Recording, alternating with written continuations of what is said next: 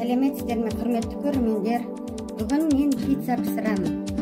Ол үшін бізге жарты колбаса, бір помидор, 300 граммдай сыр керек. Нан илейміз. Нанына қант, дрожжи, тұз, кішкене жарты қасықтай разрыхлитель, 300 граммдай жылы су и 2 қасықтай үлкен ас қасықпен 2 қасықтай сұйық май керек. 300 граммдай жылы су құямыз. Нанын илеп аламыз.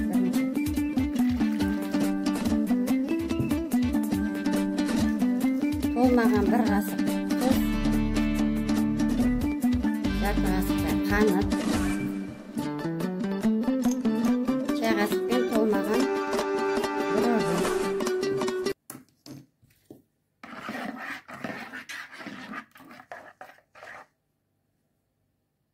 Енді осыған 3 қасық ұн саламыз да араластырып көтерілтіп қоямыз 10-15 минутқа.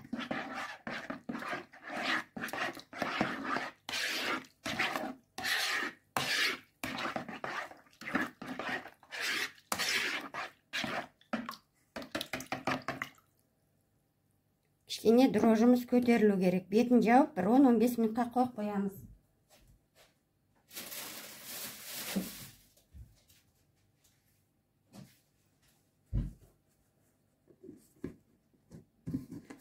Бұл кішкене көтерілгенше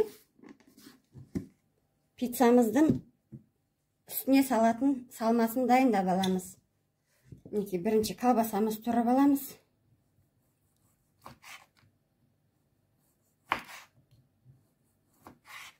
Жіңішкелеп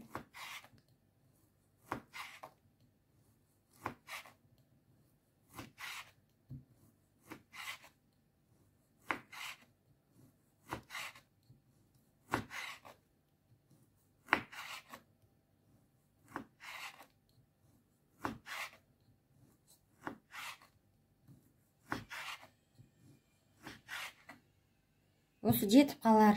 Енді ортасынан осылай 4-ке бөлеміз.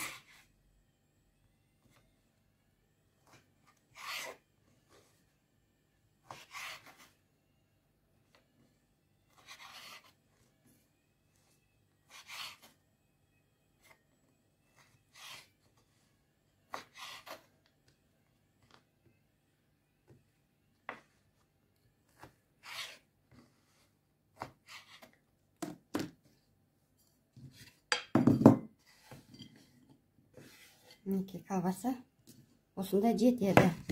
Енді сырымызды турап аламыз. Сырды мен теркіден өткізбем. Ол духовке салған кезде өзі ериді.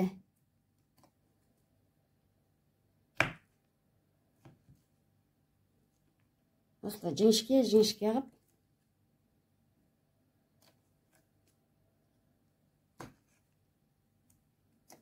турап аламын. Құрметті көрермендер, менің каналыма тіркеліп жатқандарыңызға көп-көп рахмет.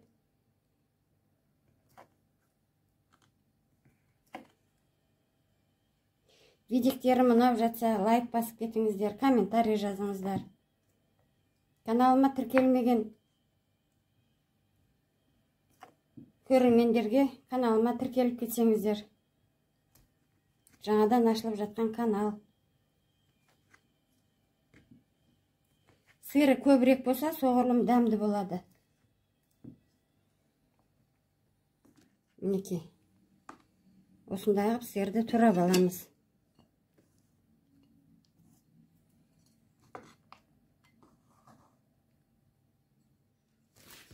Енді помидорды турап аламыз. Түбін алып тастаймыз.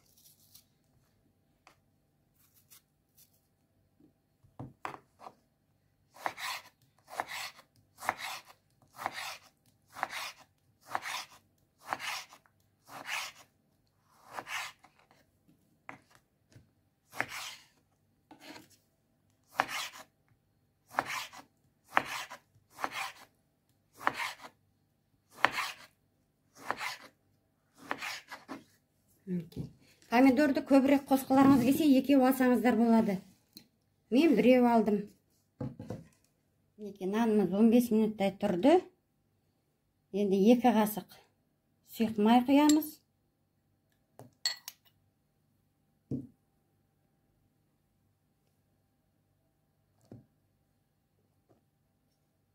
Мөлшерімен ұн саламыз. Қоюланғанша. Аладидың наны сияқты болу керек.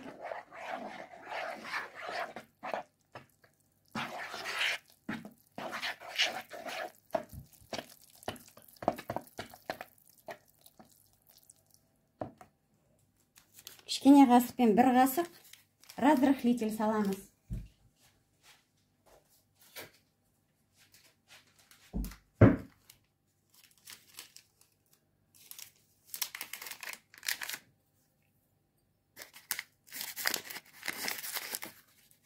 Чай қасықпен жарты қасық разрыхлитель саламыз. Наны көтеріледі жақсы бұл.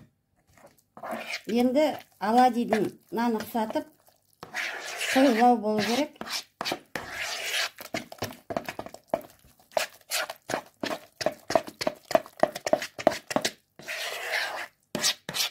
Әбден араластырып аламыз.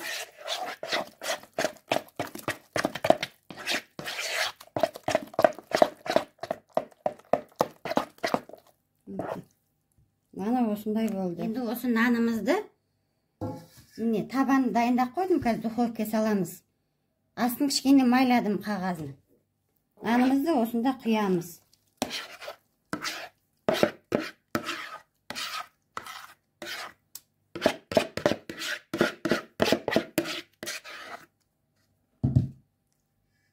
Тегістеп аламыз.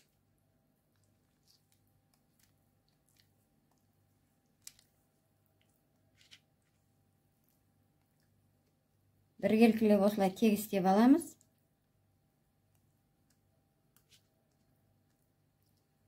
Енді осылай бір 15 минуттай көтеріліп нанымыз тұру керек. Бетін жаппай осылай ашық күйінде бір 15 минутқа қойып қоямыз. Неке, нанымыз 15 минуттай көтеріліп тұрды. Енді үстіне сырын саламыз.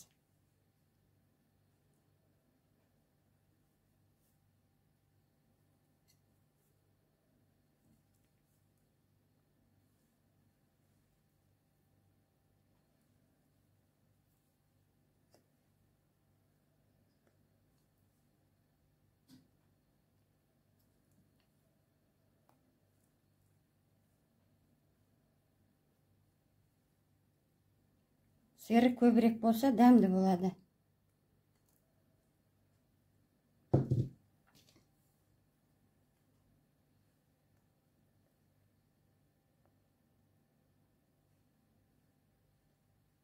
Колбасасын салып жатырмыз. Колбасаны копченый колбаса алсаңыздар, дәмдірек болады.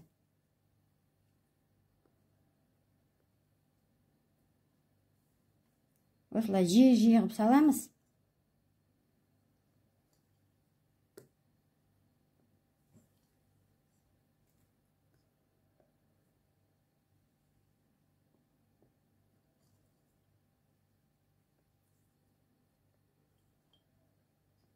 Колбасаны ұнатпайтын адамдар тауықтың грилін салса да болады, тауықтың етін.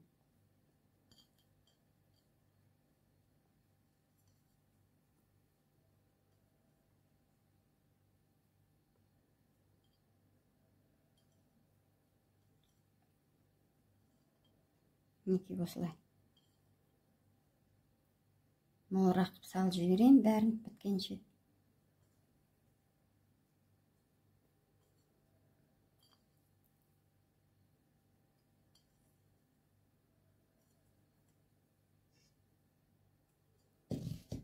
Енді помидорын саламыз.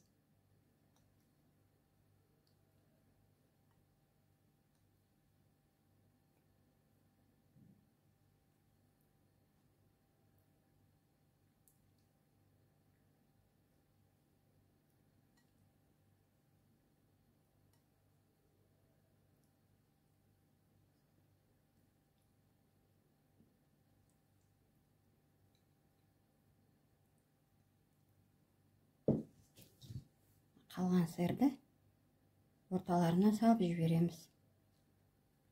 Қазір бұл сыр ериді.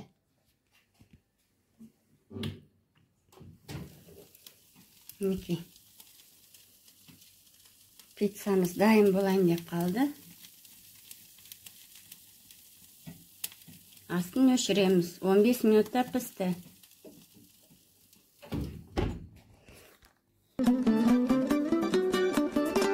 Пиццамыз пісті.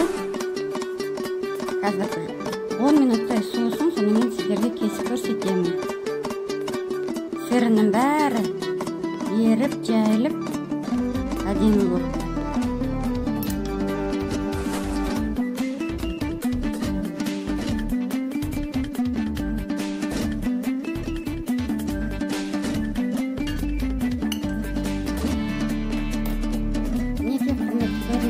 Пиццамыз пісті.